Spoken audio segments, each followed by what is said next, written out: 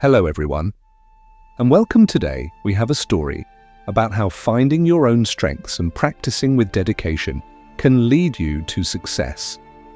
This story will remind us that everyone has unique talents. With the right mindset, we can all do amazing things. And along the way, we will also learn some new English words and how to use them in simple sentences. So stay with us until the end. Once in a quiet little town, there lived a family. In this family, there was a 12-year-old boy named James. James was in 6th grade. He was full of energy and loved playing outside. His favorite game was soccer. Almost every day, James went to the public field to practice his soccer skills. One afternoon, James came home from school looking upset. He dropped onto the couch, opened his school book, and sighed. His father noticed and sat beside him. "What's wrong, James?" his father asked. James explained, "I got a bad grade in math today. No matter how hard I try, I can't do as well as my best friend Ben. He always scores high." His father thought for a moment, then said, "James, I want to teach you 3 important lessons. These lessons will help you as you grow." James, curious, asked, "What are they, Dad?" His father smiled.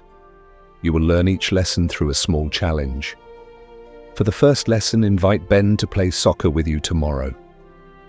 The next day, James invited Ben to the field. Since James played soccer every day, he was excellent. He scored 3 goals and won the game easily. Ben, who rarely played soccer, struggled and made mistakes, but both of them had fun. That evening, James told his father what happened. His father nodded and said, "See, James, Ben is not good at soccer, but he is great at math. You are the opposite. Everyone has their own strengths. That's lesson 1. James understood and asked about the second lesson. "For lesson 2, his father said, "watch Ben tomorrow at school. Notice how often he works with numbers." The next day, James carefully observed Ben. He saw him solving math problems, playing number puzzles, counting change, even counting flower petals during recess. That evening, James told his father. His father smiled and said, "That's lesson 2. Ben is good at math because he enjoys it and practices often. You can get better at anything if you practice regularly, just like you do with soccer." James nodded, excited to hear the 3rd lesson. "For the final lesson," his father said, "how much better do you think Ben is at math than you?"